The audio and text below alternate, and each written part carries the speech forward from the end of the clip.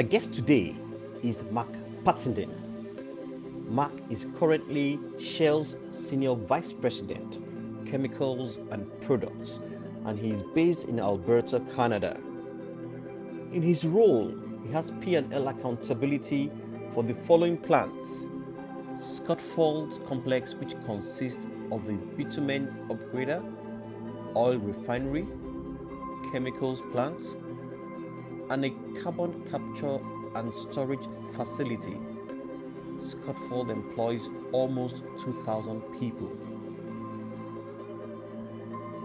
Sarnia Manufacturing Center, or Corona Refinery, with refining capacity of 85,000 barrels of crude oil per day.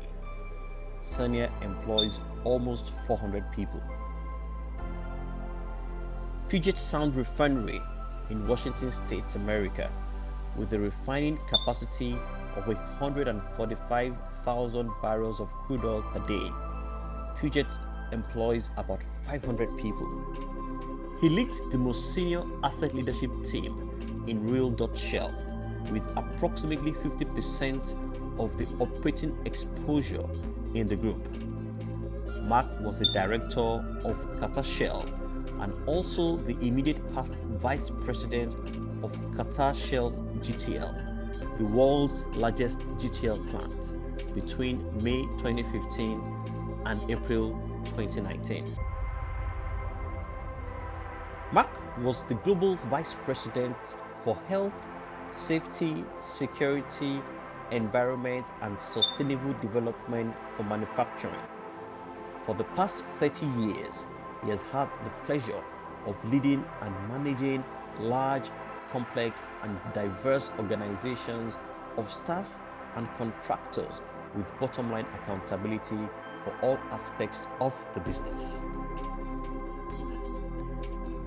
His experience includes extensive external stakeholder engagement and management with local and national governments and regulatory bodies, joint venture partners, shareholders, and various NGO and civic organizations. Mark is a first-class graduate from the University of Auckland in New Zealand.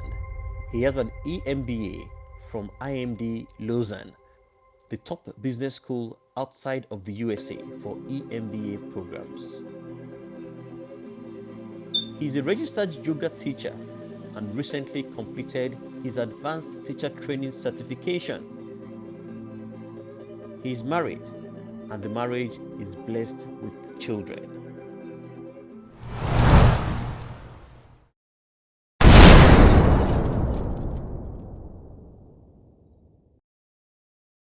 Welcome to Make or Ma Moment. My name is Akin Monehin, and I have with me Mark Pattenden. Mark, you're welcome. Thank you. Welcome. Really great to be here, Akin, and great to catch up after such a long time. Indeed. Same here, Mark. Good to see you. You're looking very good. Okay, so let's just dive straight in. Who is Mark Gerard Pattenden? Thank you for pronouncing my name correctly. So what would I say? A son, a father, a brother, a husband, and of course, a leader or a manager, I guess. Also a yogi, or also a yoga instructor. So that kind of epitomizes, maybe just still summarizes who I am. But yeah, I'm a New Zealander. I was born and raised in New Zealand. I'm a chemical and materials engineer. Graduated from the Auckland University, which is one of the two engineering schools in New Zealand. And then later on in life, I did my MBA through IMD in Switzerland, this business school, which is based in Lausanne. So that's a little bit about who I am. Thank you so much for that, Mark. You talked about being a yogi and a yoga teacher. I remember you started teaching yoga in Qatar. How is that going? Yeah, so I think the pandemic put paid to in-person teaching, but I did put some classes on YouTube as well as on Instagram. So, and then I did also advanced teachers training last year. in the midst of the pandemic, I was fortunate enough to connect with two teachers who I'd met in Houston when I first started doing yoga, and did online teachers training last year. So it's kind of the advanced, what they call the 300-hour program. So now so-called 500-hour teacher, so to speak. But yeah, teaching is just a hobby, just for fun. But of course, in Qatar, I was also teaching inside the industrial city to many folk who didn't have that opportunity to go out of the industrial city to experience yoga for themselves. So it was a bit of a privilege to be able to go into the industrial city and to be able to teach some classes there, which was a lot of fun. Oh, you had quite a number of converts while you were here in Qatar. I wasn't a convert while you were here in Qatar, while you were teaching yoga in Qatar. In 2 minutes, can you convince me to join a yoga class close to me? Yeah, great challenge. I would say the benefits of yoga, if you take up a regular practice, are really around physical, I would say emotional, mental well-being. I think it's also a kind of a spiritual angle to it as well. So not that yoga has any kind of religious affiliation, but I think it does. If you do believe in a creator and you have a connection that you want to make with the creator, then there's also a part of around meditation, which is quite powerful as well. So for me, it's been a big part of wellness for me, and more holistically. And I think it's given me a lot of resilience to show up as the best version of myself. So it's something that some people really take a shine to, and for other people, they find other paths to getting to that kind of peace around well-being and kind of balance in their lives. That's well less than 2 minutes as well. Are you convinced? Nice speech, Mark. Thank you very much. Thank you so much for that. You worked across, 10 countries and led large teams across all continents except Antarctica and South America. What is your belief about leadership that many will disagree with? Yeah, maybe the first thing is I'm never the smartest person in the room when we're in a virtual or in a face-to-face room. So I think that probably is something that not necessarily, depending on where you are in the culture of the company and things like that. I truly believe the collective intelligence of the room will come to better decisions, particularly if it's a diverse room. And I'm talking about every kind of diversity, whether we're talking about gender, ethnicity, or any other kind of angle, which basically lends itself to diversity of thinking. And, it's been my experience and privilege to have been leading diverse teams that have, I think, delivered better business outcomes than whether we'd had 10 sort of carbon copies of me sitting in the room with me. So that's one thing. I don't know if you want a second or a third, but certainly that one is profound for me. Indeed, it is. I'd like to hear another one. You'd like to get another one. I think there's something around humility, around recognizing you're leading often where the answers are not necessarily clear when you actually set on a path.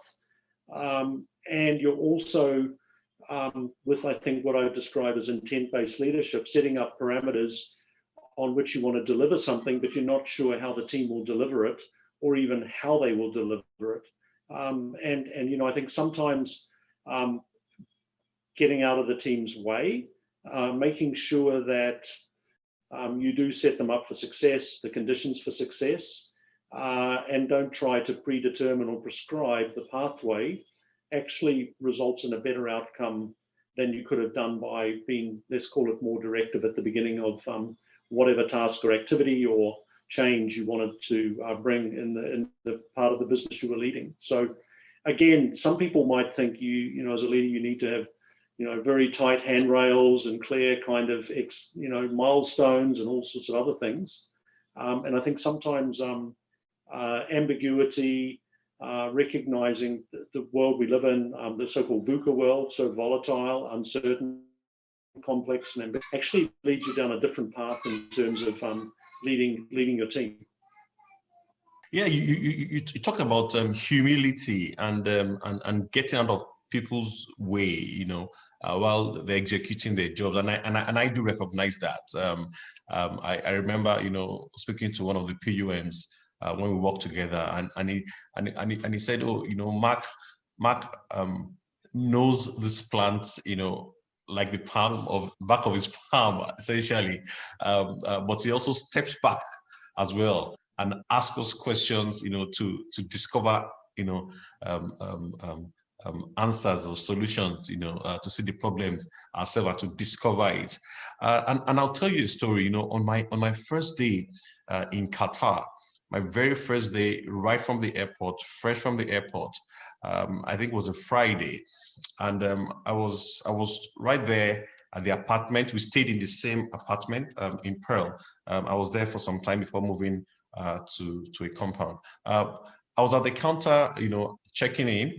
I certainly had a few bags with me, and I was engrossed, in the paperwork. I was clearly taking too long, but I noticed that the receptionist was uncomfortable. It was trying to, there was someone behind me and was trying to attend to the person, and wanted to get the person to come forward, but the person, behind me was declining and saying, don't worry, take your time. So I turned back, to ask the person, I think you should go ahead, because I'm probably going to take a while. Then I turned and like, ooh, there was Mark Pattenden, standing right behind me. Interestingly, I was speaking to David Martins just a day before, and he was telling me about you, and he worked with you. And I actually went to the internet and I saw your picture. When I saw you, I was like, oh, are you Mark Pattenden? and of course we had he said yes, and we had some discussions, and we discussed a few things, and I was literally blown away. I'm telling you this for the first time. I was blown away by your warmth, by your patience, by your humility, and I saw that throughout the time I worked in your team. Can you tell me more about your approach to leadership? So I'd say one thing, and I also remember meeting you that time. I think I was off to yoga, and I just needed the reception to do something, and I'm just walking to the yoga studio after that. It's kind of a free and easy Friday morning. Of course, it's the weekend in Qatar. So yeah, I do remember that first time we met. I think what I would say is, I find people and their stories really fascinating, and I think one of the things which has been the privilege of working in so many countries is I really enjoy the cultural angle, and just appreciating people that are different from myself, have different perspective, the richness of culture, upbringing, and for me it just makes for a really fascinating story, which actually energizes me. And in the privilege of working in Qatar, we worked in a company was multicultural to an extreme. It had 60 different nationalities. And, often when you're a kid growing up, New Zealand is quite a small country. And when I was growing up during the 80s, certainly, it was still quite inward looking. And so to go out into the wide world as a kind of a bit of a Kiwi who had read a lot about these things, but didn't necessarily experience them, was just a fabulous experience. And so I think that around this fascination with people and what makes them tick is for me a key element of really ultimately understanding how you motivate an organization, how you inspire an organization, and ultimately how the organization delivers something maybe beyond what they think they could actually deliver. So that for me is kind of at the basis of I think something deep also from my father. So my father was a leader of a large government-owned, operated company in New Zealand, and often, in my kind of encounters with people who knew him, always talked about, how he had this kind of thing of no sort of sense of rank or hierarchy. And, he could equally be drinking a beer and having a game of pool or snooker with, a scaffolder, or maybe with a manager, and everyone in between.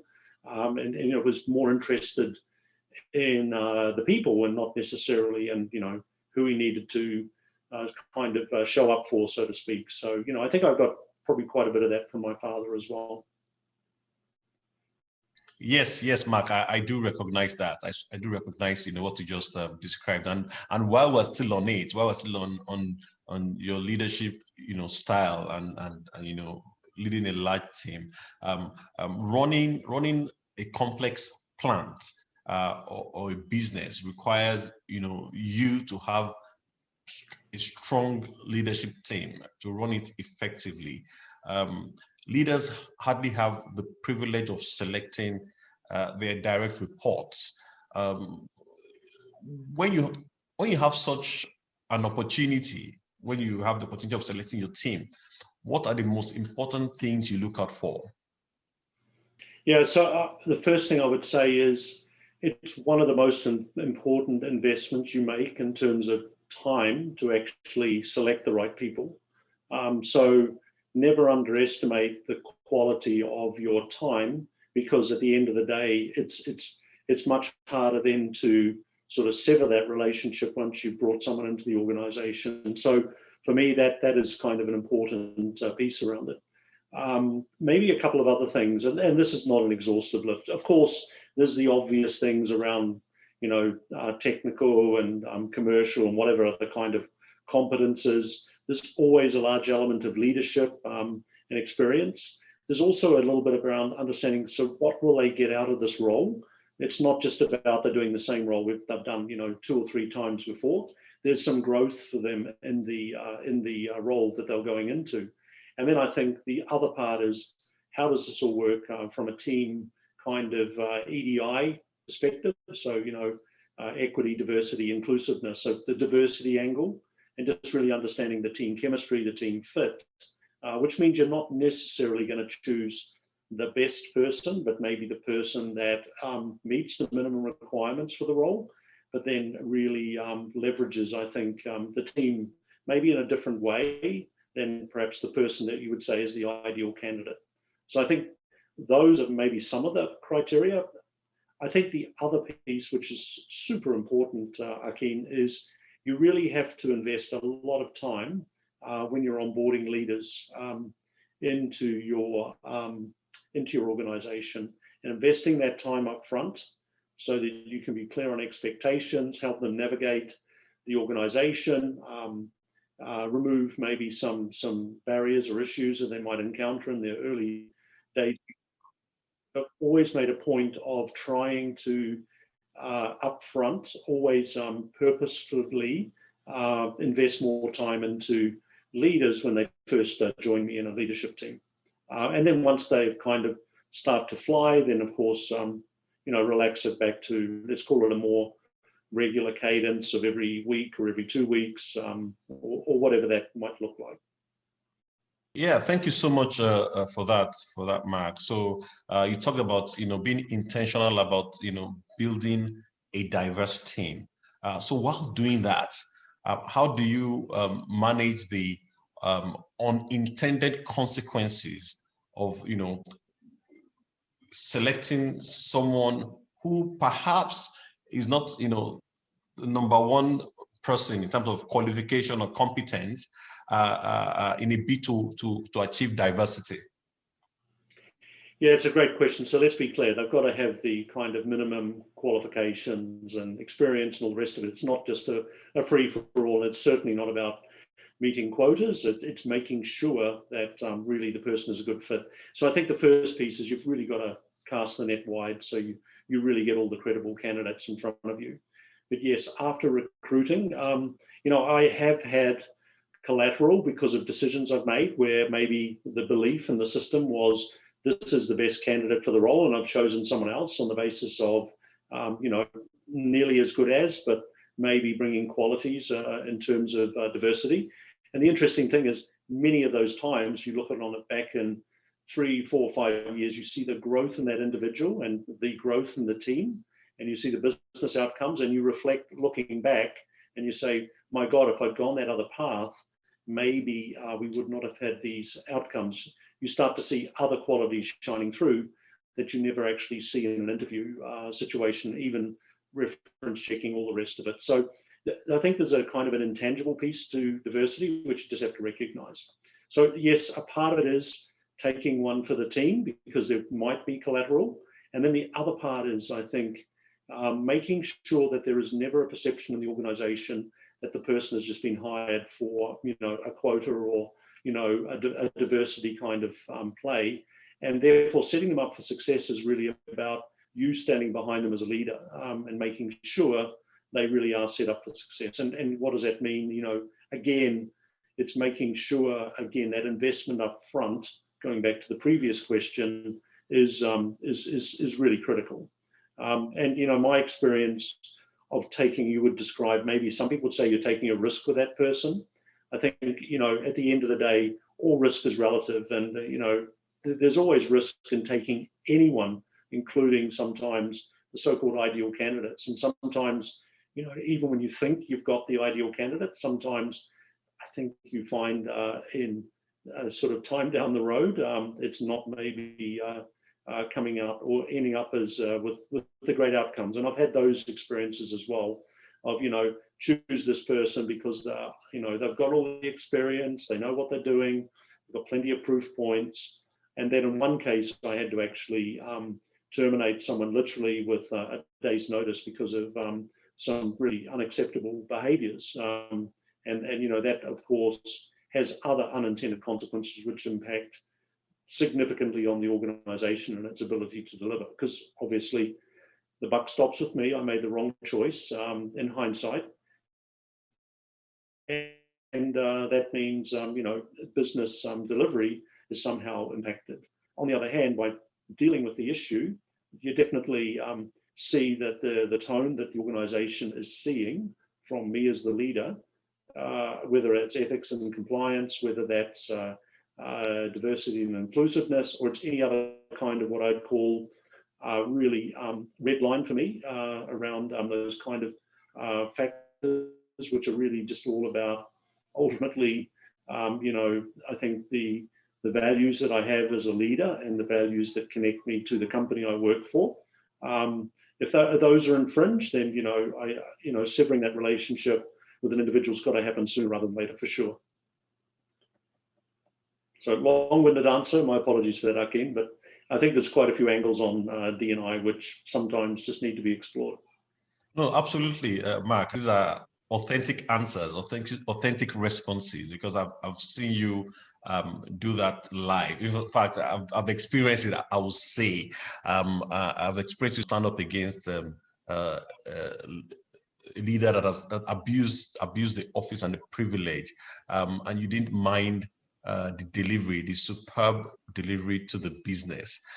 So for me, it's clear. What qualities do you see lacking amongst leaders today, and how can businesses ensure? I know you've touched it a bit, but I just want you to spend some more time on it. And how can businesses ensure we have square pegs in square holes? Yeah, so I think the biggest trap, and I can fall into it as well, is believing the future will be like the past. So it's a kind of piece around leaning on your experience, your knowledge, your competence, your belief systems around how things should work, sometimes can be your biggest trap.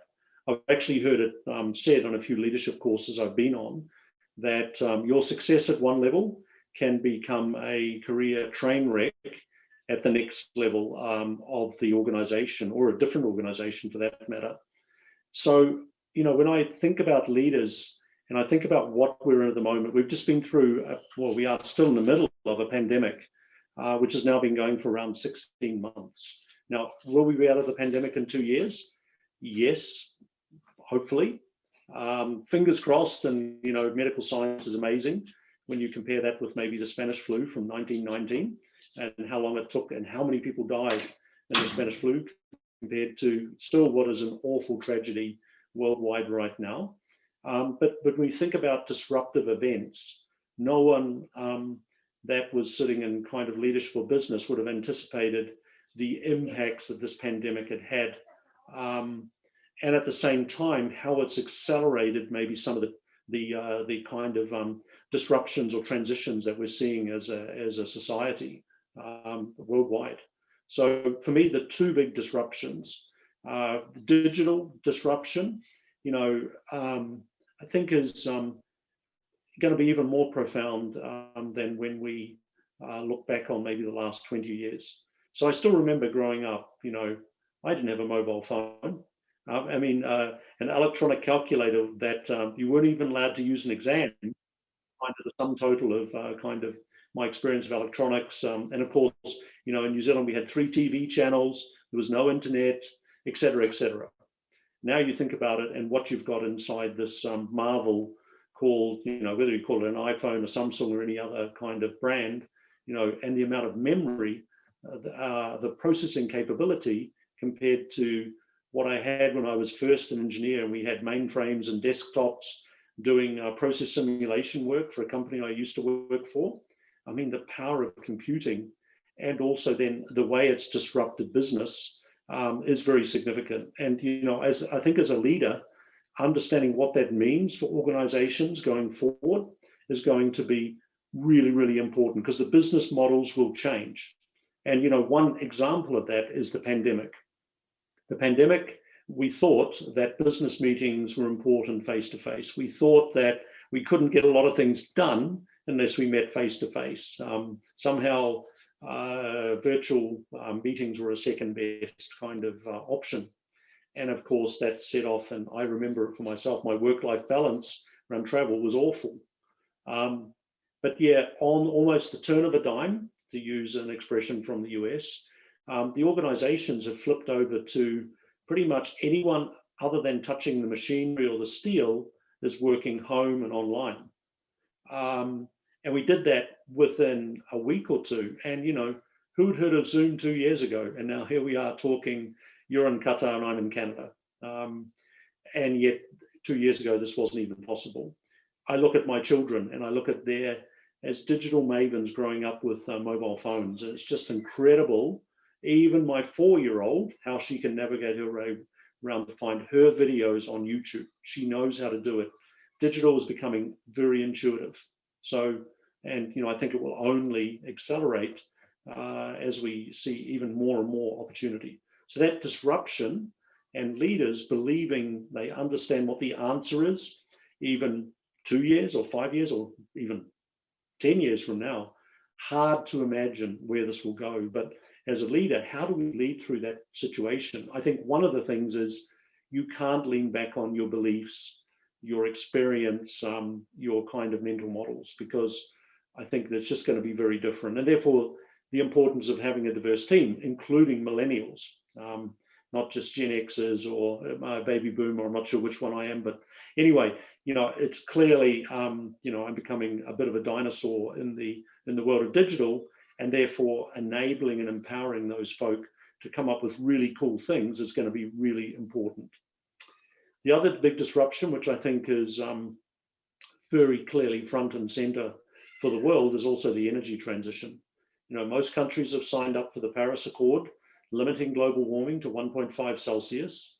And that is just going to be such a huge change for the world. So we think about decarbonizing the energy system is not trivial. And sometimes people might believe that oil and gas, if you just stop producing, that's the answer. And I think for those that sort of have a deeper understanding of industry and the benefits it brings to modern day society, it's clearly not the answer. But we do need to decarbonize, and we do need to get to the ambition. The country I'm living in right now, Canada, has a net zero ambition of 0 in terms of carbon intensity by that. It's also, many companies have got similar ambitions, as have many other countries. How we manage through that, and I would say for whichever part of the industry or business you're in, it's going to impact you in some way, shape or form. and therefore thinking about that and be very thoughtful about how that changes and impacts your business models is going to be a really important part of your role as a leader who needs to think strategically out 5, 10, 15, 20, 30 years to 2050 and beyond, because the decisions we take today can have consequences as long as that. And it's not just about decarbonisation. It's about things like circularity around plastics. We can't escape the fact that we're going to need chemicals in the world we live in. And even if we eliminate all single-use plastic, there is still a challenge around circularity, where we need to make sure that recycling, reuse, repurposing is going to be really important. And then lastly, think about the challenges even bringing new energy systems into being are going to have different demands on our natural resources on the planet. So you think about electrification of our internal combustion vehicles, how much lithium-ion batteries we're going to need, and how much lithium we actually have. When we go to build big solar farms or big parks of wind turbines, those materials require natural resources. And all of those things need to work in a planet that 1 billion people still are energy poverty. GDP will continue growing for the foreseeable future. And therefore the demands on this planet are going to become even more existential. And so that nexus between energy, food, and water is only going to become more profound as we go through the next 5, 10, 20 years. So as a leader, how do I navigate my business through that? What is going to be my business model? Ability lens, but ultimately, what do my customers want or need? And how will I be able to do that? And what business model will I need in order to be able to do that profitably?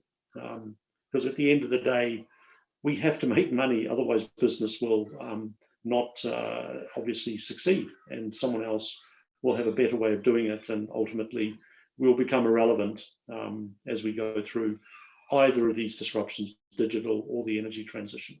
So a long-winded answer, but I think it's a really important question for leaders to reflect on and address in terms of what it means for their business and what it means for their leadership. Great answer, Mark. Very, very insightful. I wasn't expecting that.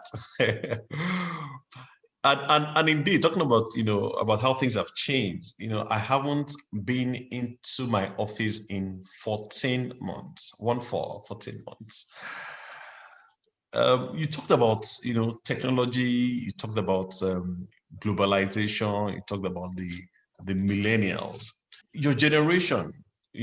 Although you probably be at the end of that spectrum, is usually referred to as the baby boomers, and gradually, stepping aside for the generation X, those born between 1965 and 1980, and of course the millennials, those born between 1981 to 1996. With a massive acceleration in technology, in globalization, in planetary changes, just like you described, what are some of the challenges the next generation of leaders will face, and how do you think they can overcome these challenges? Yeah, I think part of the answer is in my previous answer to your last question. But I think there's a few things. The future of work, as we've seen through the pandemic, is going to be very different going forward than maybe what we've been accustomed to.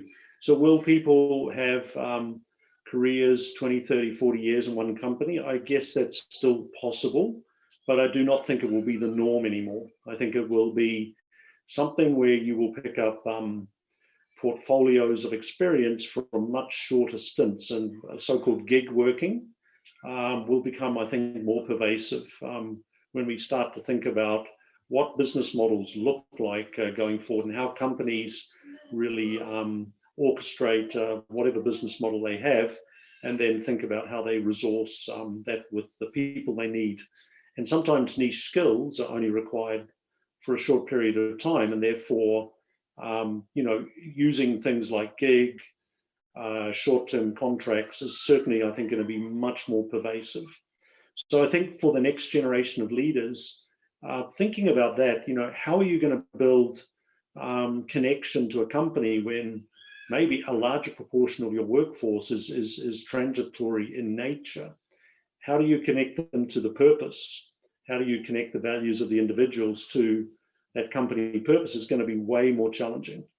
And I don't think there's easy answers, because I think even with when you have so-called lifers in companies, connecting them to purpose, depending on their experience in that company, is also not that easy sometimes. So I think it's just going to get more demanding in terms of expectations that millennials and beyond millennials, to the generation of my kids born in the 2000s, they are going to have different expectations in terms of employment, in terms of leisure, in terms of life experiences, and in terms of the types of companies they want to work for that align with their values, which will, I think, change over time as we see the energy transition, digital.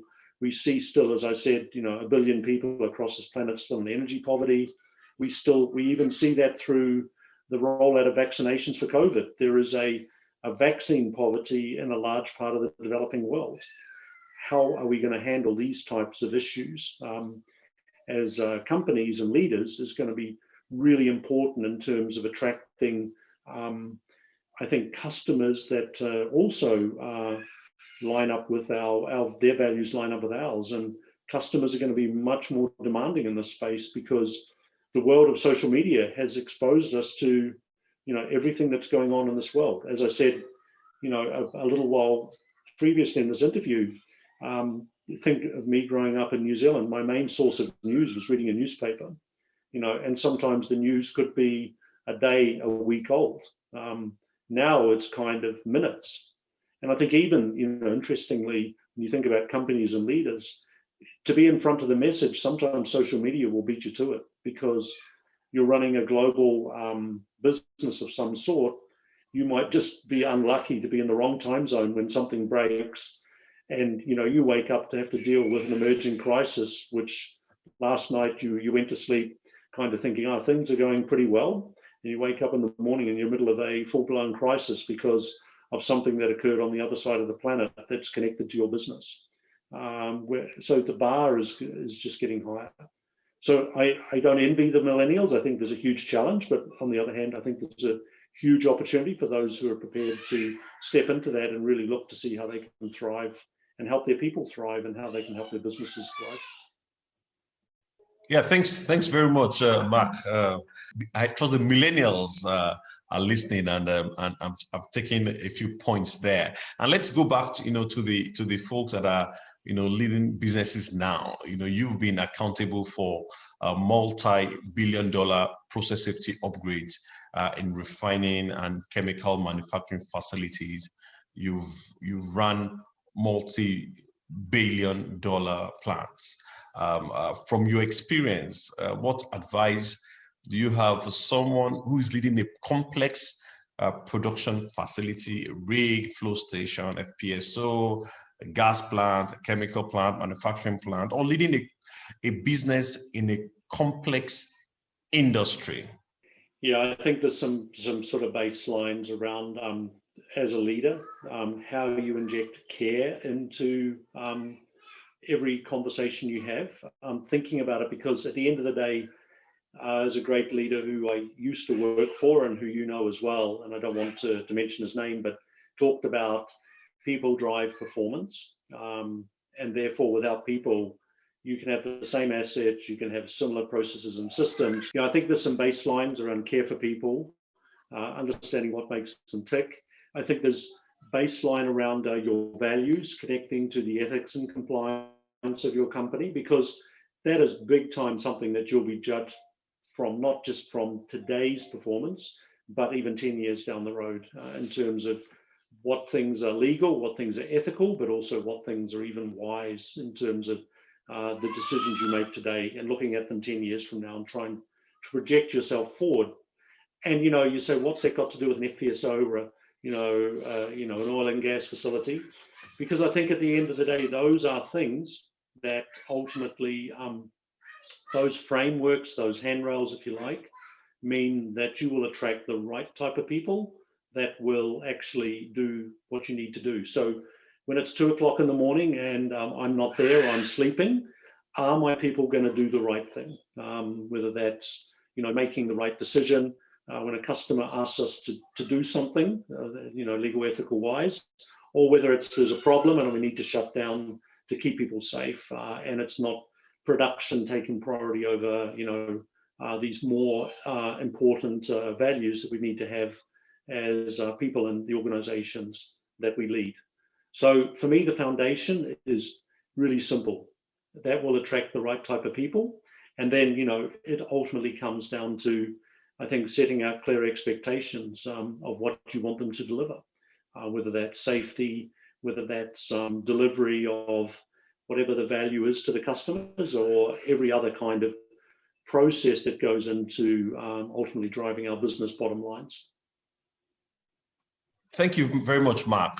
So you mentioned briefly about a good leader, and I want to ask you, have you had a bad boss, a bad leader, a bad manager, supervisor?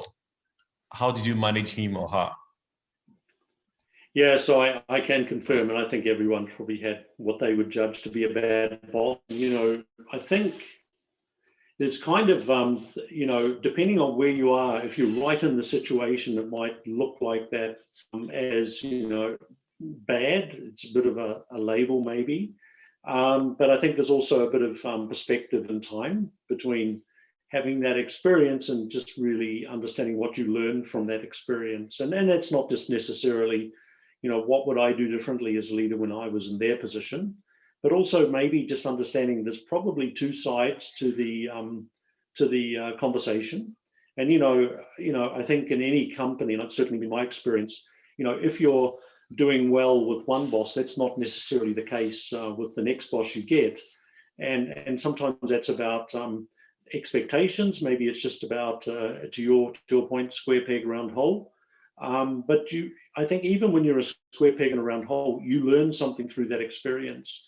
And I must admit, one particular role I had very early in my career was one where I did have a so-called bad boss. And my experience from that was actually, in hindsight, that role that I had at that time gave me a global perspective that I would not have got unless I'd done that role for a few years. And then when I look back on the successive roles I then had, doing kind of more kind of local or regional kind of leadership, if you like, then I found I could lean back on some of that stuff I learned and had that global perspective, which actually informed my thinking, my decisions, but also people I could look up that could help me with some of the issues I might have faced. If I'd never had that role, I would never have had those experiences. So I think there's always something to be learned. And as I say, time and perspective often means a bad boss maybe is not as bad as you thought. And maybe it's just you were a square peg in a round hole, and that was a bit of the, two wrongs or two kind of a sort of absolute that he's wrong and I'm right. There's probably or he's bad and I'm good. It's kind of, there's some kind of middle ground there always, for sure. Whether or not we're conscious of it, success or failure in life is a summation of the choices we make and the decisions we take. When we make a choice, we forgo consequences or alternatives, and that's what economists call opportunity cost. Because man is finite, we choose to invest in this or invest in that.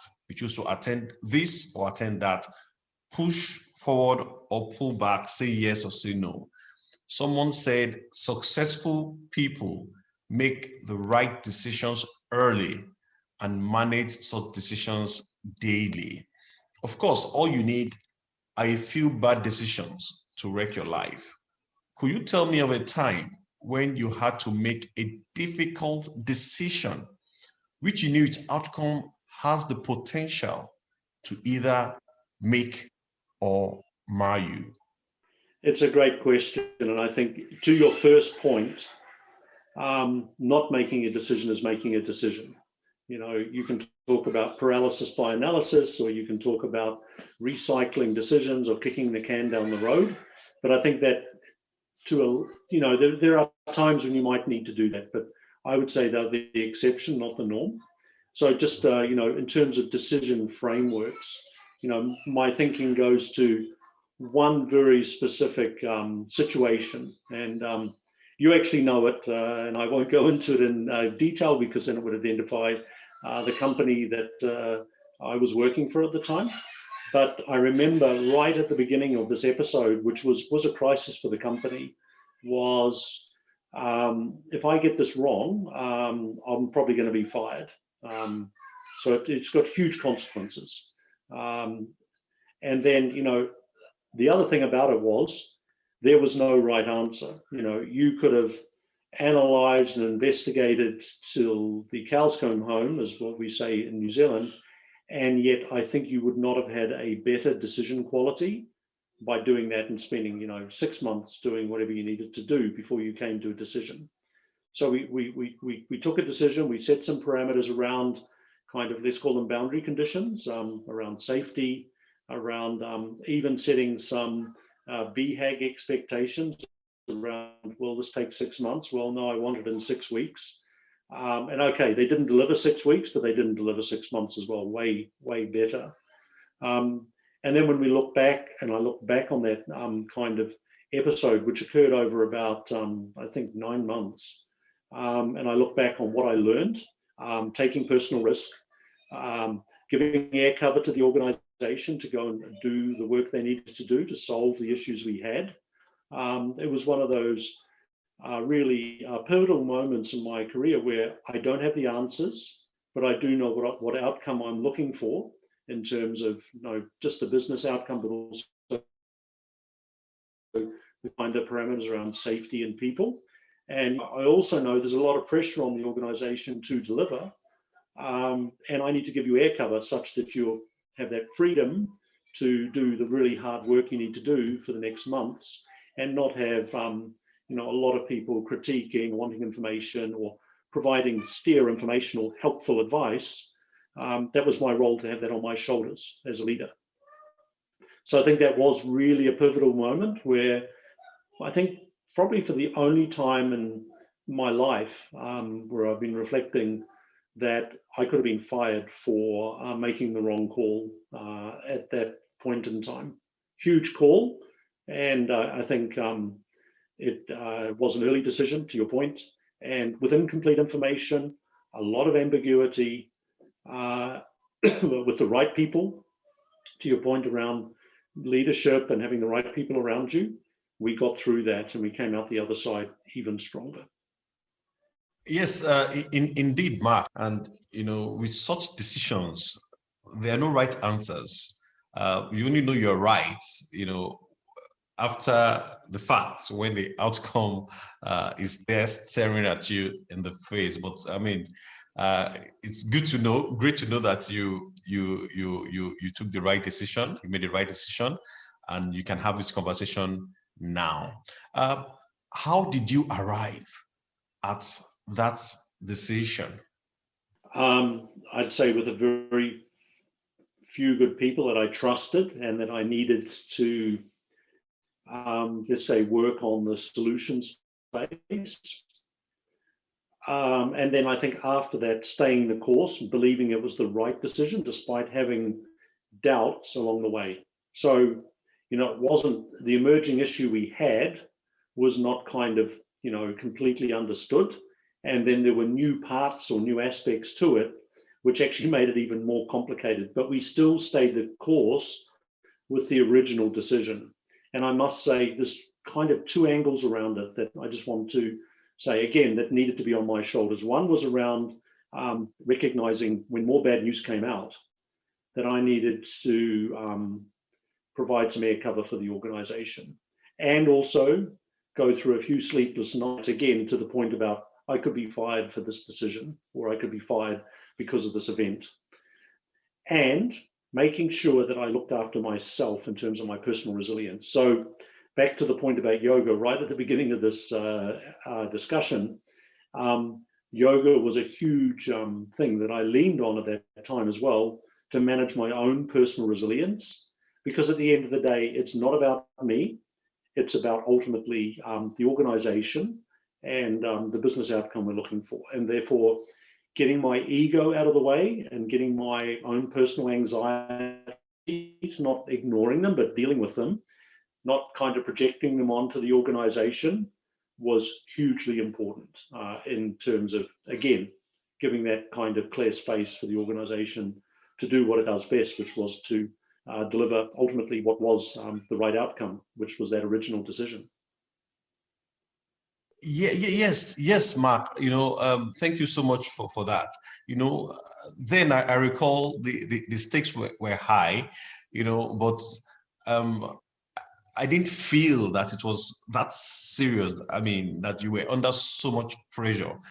So I know you talked about it with your last answer, but can you just shed some more light, because you were calm. I remember I even had some meetings with you, and being very focused on the discussion, being very calm in the moment, and providing direction for the organization.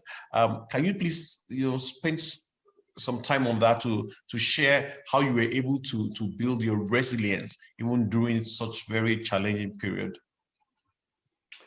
Yes, I think the first point, Akin, is don't project how you're feeling inside onto the organization.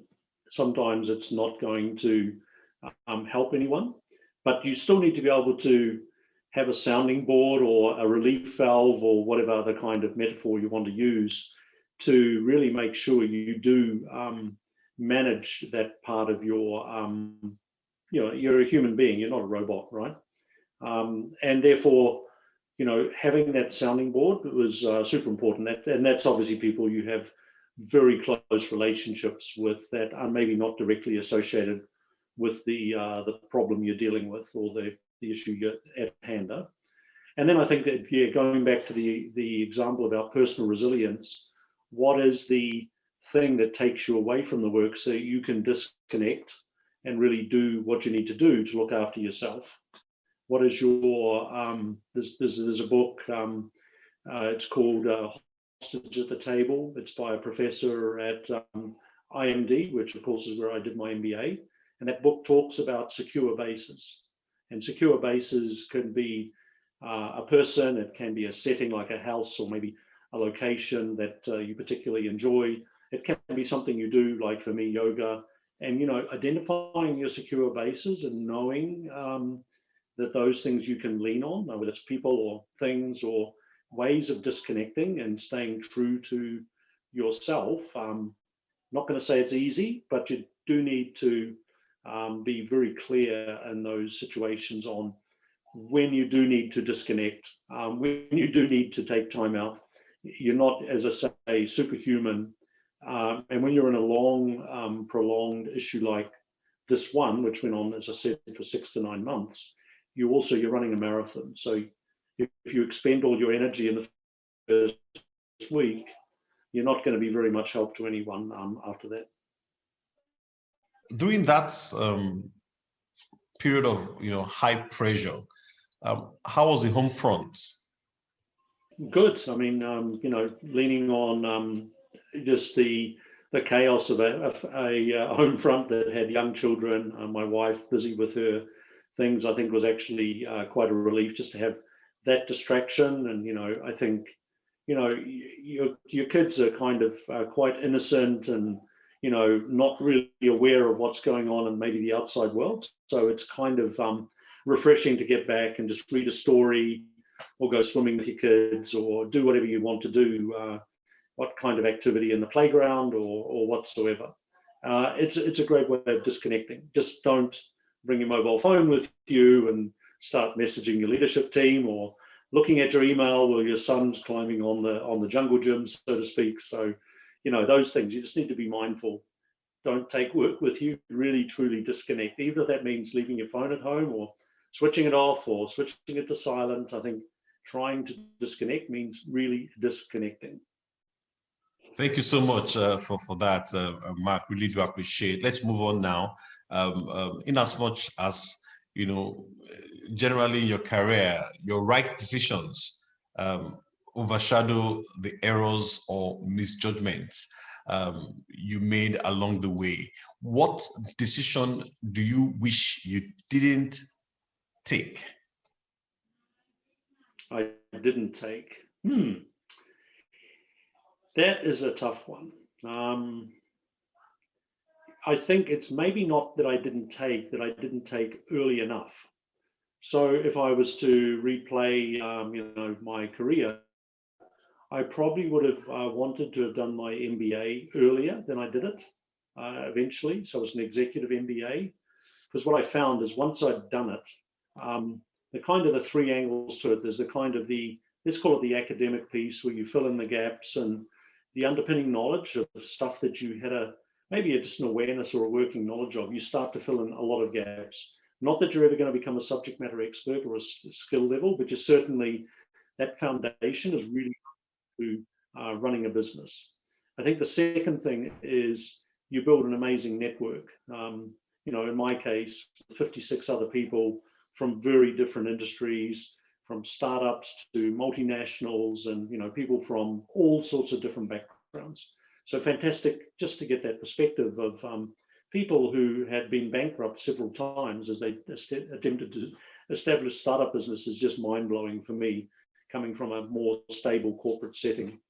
And then I think the third thing is just the impact that it has on your life, because it's more than just an academic thing. In the case of IMD, for me, there was a lot of stuff in there around leadership, as well as kind of even self-awareness, I would say, as I went on the leadership journey with IMD, which was huge.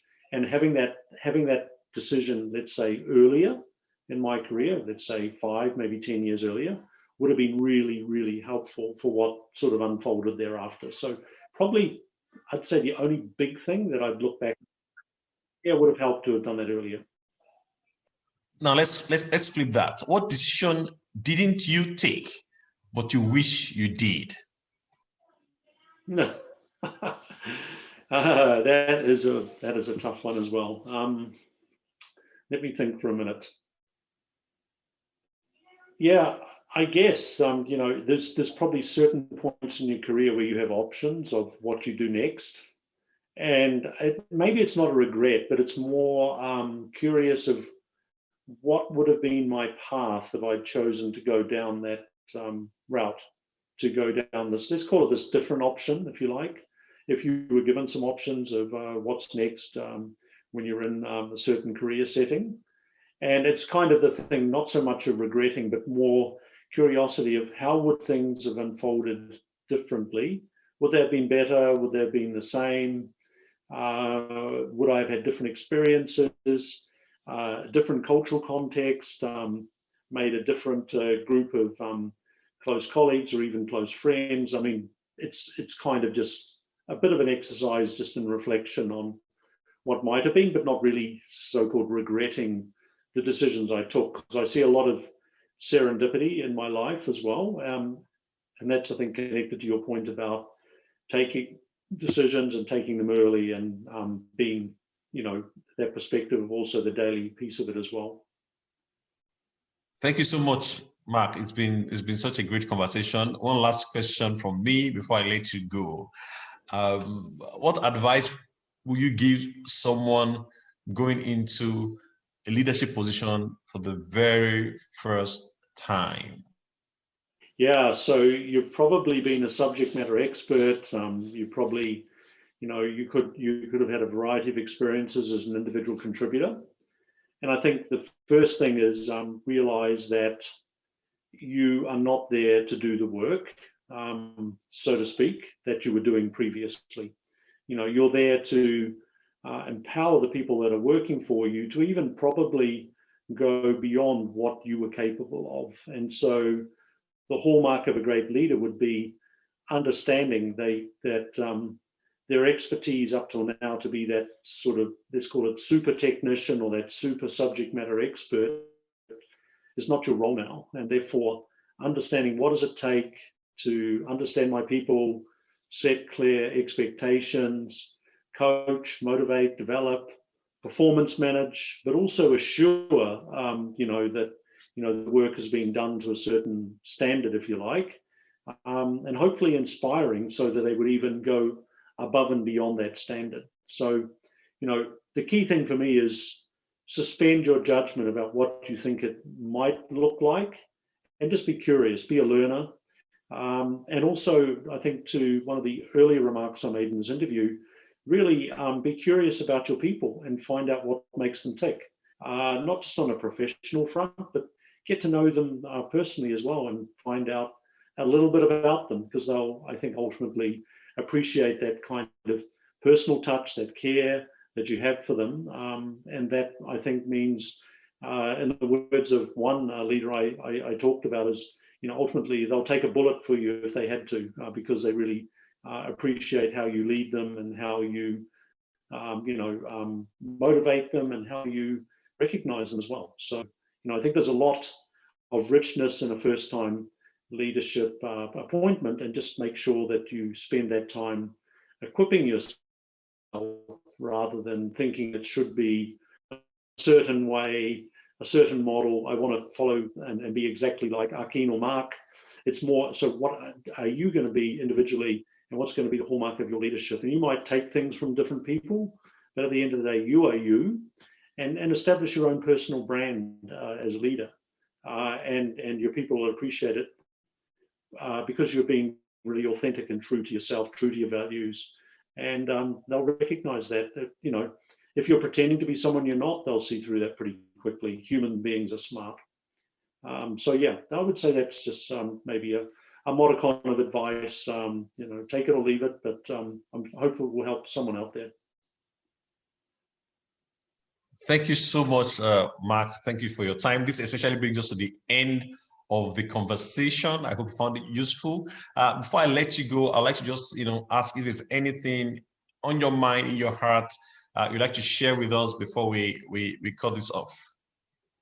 No, all good, and just happy to be able to spend some time with you, Akin, and connecting. And I'm sure there'll be people out there that know me and can maybe understand a little bit more about me. But for those that don't know me, hopefully you get something out of this as well, and helps you on your own business, leadership, or even personal journeys. So wishing you success with the challenges we have in front of us. The world is going to need more great business leaders who are grounded in really strong, ethical, and kind of values-based decision-making, whether that's safety, the environment, the challenges we have around the future of work, digital, or even the energy transition. It's going to mean great leaders where their hallmark will be their values that bring us to, I'd say, a better place in terms of the planet and the people living on this planet. So wishing you success, and take care. Thank you very much, Mark. Thank you so much. Thank you.